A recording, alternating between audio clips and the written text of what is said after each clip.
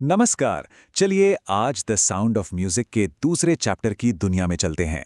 यहाँ हम दो महान संगीतकारों की प्रेरणा देने वाली कहानियों को समझेंगे, जिनकी जिंदगी हमें वाकई बहुत कुछ सिखाती है।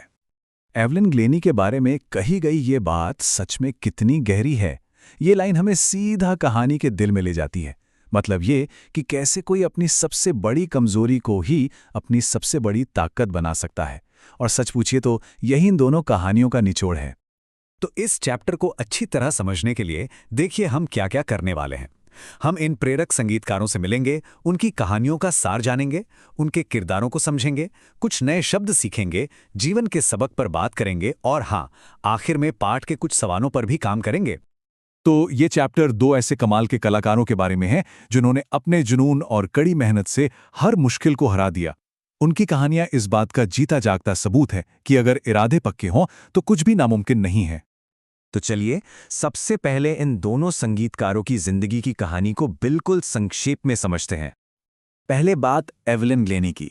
सोच कर देखिए, एक लड़की जो सुन नहीं सकती, वो दुनिया की सबसे बड़ी परकशनिस्ट में से एक बन जाती है। उन्होंने संगीत को महसूस करने का एक बिल्कुल नया, एक अनोखा तरीका खोज निकाला। अपनी जबरदस्त मेहनत के दम पर उन्होंने ये साबित कर दिया कि कोई भी शारीरिक कमी आपकी प्रतिभा के आड़े नहीं आ सकती। और अब आते हैं उस्ताद बिस्मिल्लाह खान पर।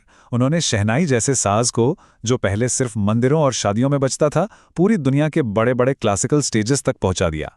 उनकी जिंदगी संगीत के लिए अटूट लगन और अपनी संस्कृति से गहरे जुड़ाव की एक मिसाल है। तो कहानियों का सार तो समझ आ गया है ना? चलिए अब इन कलाकारों को थोड़ा और करीब से जानते हैं कि वो इंसान कैसे थे। ये हैं एवलिन ग्लेनी। ये तस्वीर उनके और उनके इंस्ट्रूमेंट्स के बीच के रिश्ते को बहुत खूबसूरती से दिखाती है। जानते हैं, उन्होंने संगीत को कानों से नहीं बल्कि अपने पूरे शरीर से महसूस करना सीखा था, वाइब्रेशंस के जरिए। उनकी सबसे बड़ी ताकत क्या थी? वो थी उनकी जिद, हार ना मानने की जिद। उनका यही पक्का इरादा था जिसने उन्हें अपनी शारीरिक मुश्किलों से कहीं आगे निकलने की हिम्मत दी। और उन्होंने साबित किया कि असली ताकत तो इंसान के अंदर होती है। और ये हैं शहनाई के जादूगर उस्ताद बिस्मिल्लाह खां। ये तस्वीर ही बता देती है कि उनकी अपनी कला पर कितनी पकड़ थी। वो सिर्फ एक संगीतकार नहीं थे, बल्कि एक साधक थे जिनकी पूरी जिंदगी शहनाई के सुरों में डूबी हुई थी। वो इतने बड़े कलाकार थे, लेकिन उनमें जरा भी घमंड नहीं था। हमेशा अपनी जड़ों से जुड़े रहे। बनारस और गंगा मैया से उनका जो प्यार था, वो उनके संगीत में साफ झलकता था। अच्छा, इस चैप्टर में कुछ शब्द हैं जो शायद थोड़े मुश्किल लगें। चलिए फटाफट उनका मतलब समझ लेते हैं, ये बहुत काम आएंगे। पहला शब्द है डॉन्टिंग। इसका मतलब है कोई ऐसी चीज जो बहुत मुश्किल या डरावनी लगे। अब सोचिए, एवलिन के लिए स्कॉटलैंड के एक फार्म से निकलकर लंदन की इतनी बड़ी म्यूजिक एकेडमी में जाना, ये सच में एक डॉन्टिंग एक्सपीरियंस रहा होगा। अगला शब्द है पोटेंशियल, यानी किसी के अंदर छिपी हुई काबिलियत या क्षमता। जब बाकी टीचर्स ने एवलिन को मना कर दिया था, तब रॉन फोर्ब्स ने उनके इसी पोटेंशियल को देखा था, उनकी छिपी हुई प्रतिभा को पहचाना था। और फिर आता है शब्द ऑस्पिशियस, जिसका मतलब है शुभ। शहनाई की धुन को बहुत शुभ, बहुत ऑस्पिशियस माना जाता है ना? इसीलिए तो इसे मंदिरों और शादियों जैसे मौक़ों पर बजाया जाता है। तो भाई, इन दोनों कमाल की कहानियों से हमें सीखने को क्या मिलता है? इनका मॉरल क्या है? चलिए इस पर भी एक नज़र डालते हैं। देखिए, दोनों की कामयाबी का रास्ता, उसमें कुछ बातें बिल्कुल एक जैसी थीं। पहला, दोनों का लक्ष्य साफ था। दूसरा, दोनों ने अटूट इरादे से काम किया। तीसरा, अपनी मुश्किलों को कड़ी मेहनत से हराया। और चौथा, इतनी कामयाबी के बाद भी हमेशा विनम्र रहे और अपनी जड़ों को कभी नहीं भूले। चलिए अब आखिरी हिस्से पे चलते हैं। चैप्टर के कुछ जरूरी सवालों के जवाब देख लेते हैं, ताकि सब कुछ एकदम साफ हो जाए और कोई कंफ्यूजन ना रहे। पहला सवाल है एवलिन के बारे में।